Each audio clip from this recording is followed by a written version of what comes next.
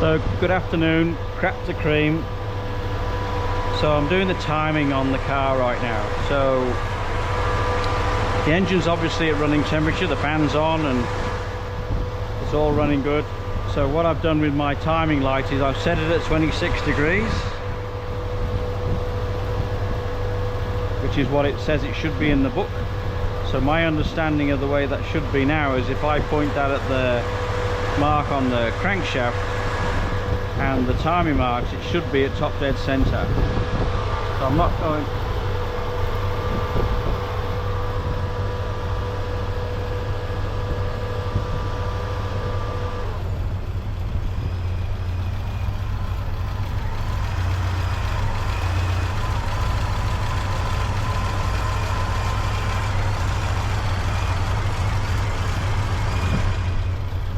So sorry about that. It just all got a bit noisy and all a bit out of hand, so I just turned it off, turned the camera off.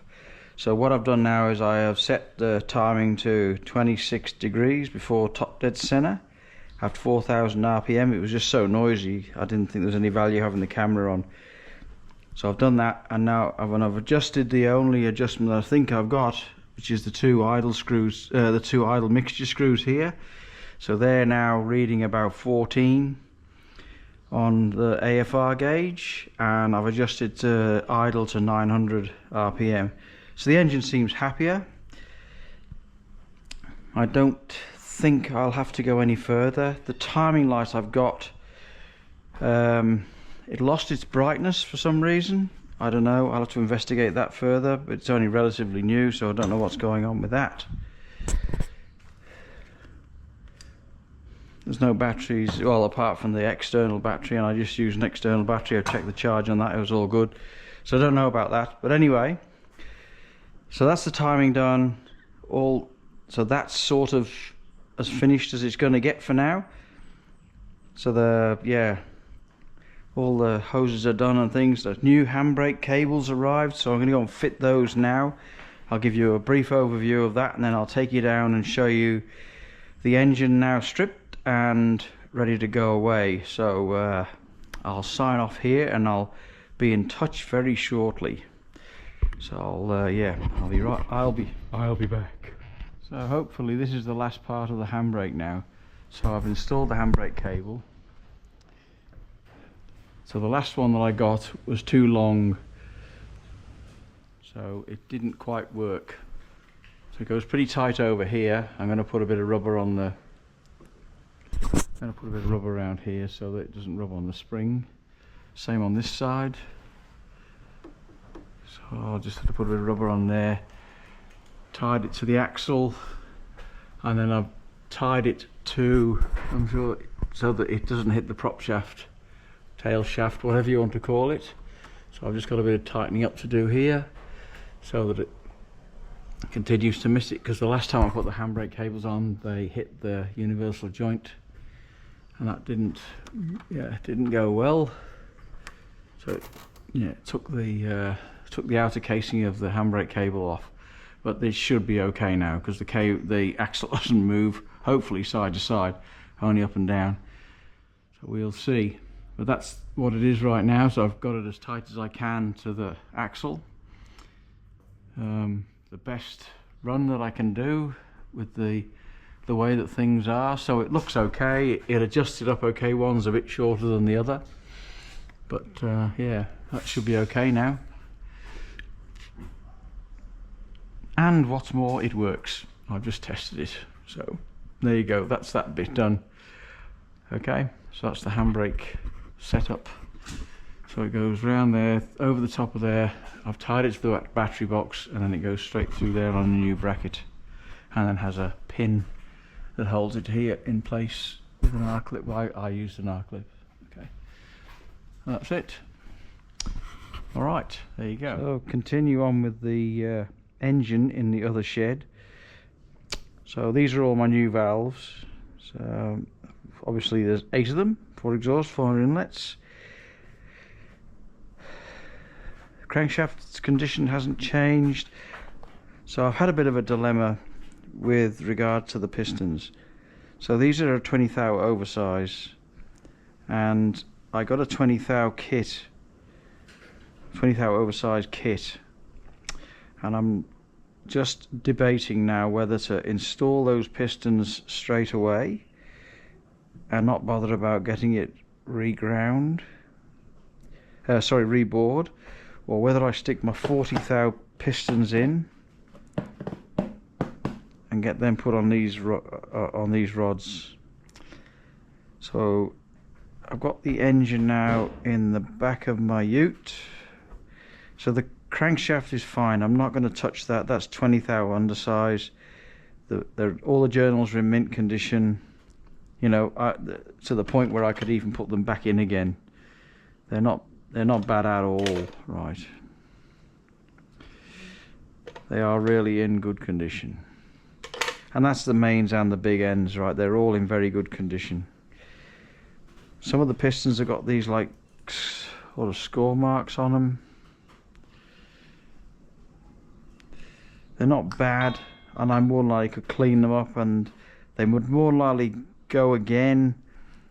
But it's this saying that keeps on going around in my head: the standard you walk past is the standard you accept. So I know the cam followers are knackered, so they're going to get replaced. I've got my new pistons here.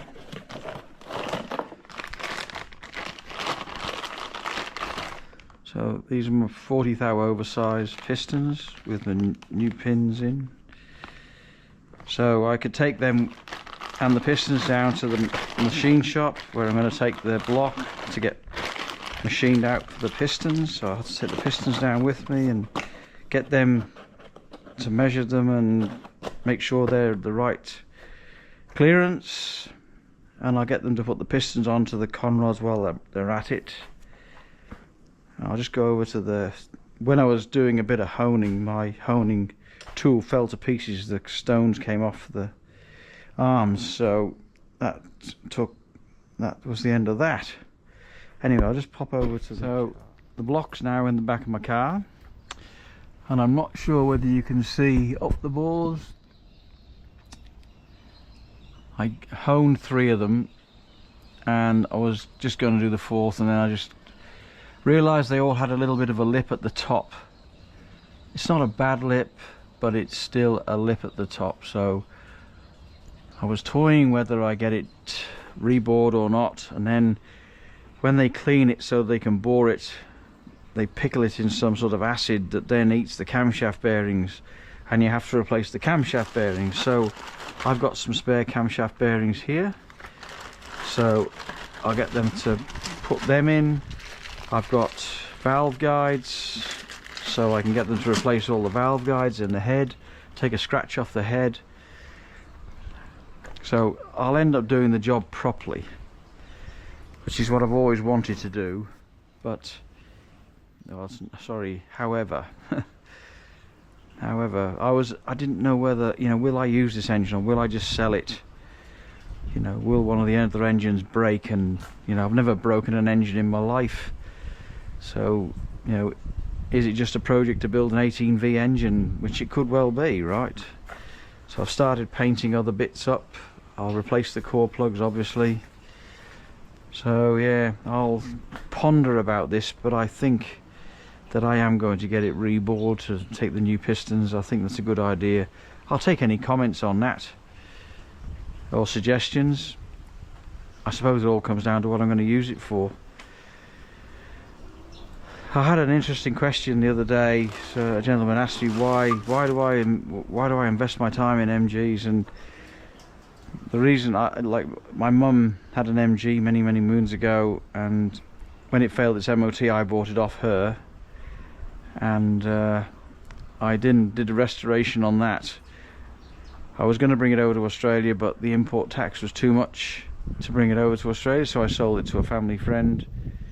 And I moved over here, and I'd always wanted to have a Range Rover Classic, so they were cheaper here, so I bought one, did some 4-wheel driving, got all caught up with the Land Rover game, stuck with that for about 20 years, and then it all became too complicated, you know, like too many computers, expensive parts, you know, nobody wanted to, you know, there wasn't the same set of people as there was for the MG. So I reverted back to MG, and like it's just going back home, like going back home.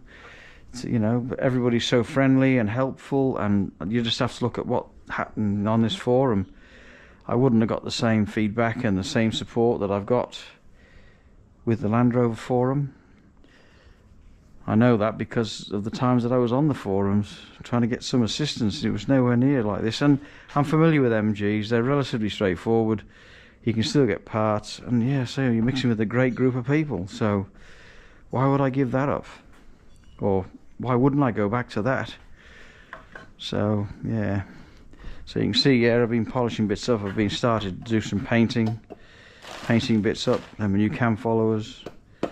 So yeah, anyway, so that's the story behind that. And you know, I again thank you for the comments, thank you for subscribing. And yeah, it was only going to be a keepsake video, this on the rebuild. I never expected to get the following and all that stuff that's going on around the MG and the rebuilds and all that fun. So anyway, thank you very much indeed, and yeah, have a nice week, and I'll be in touch next week, and I'll let you know how dropping the engine goes and all that stuff about getting the refurb done. Okay, bye for now.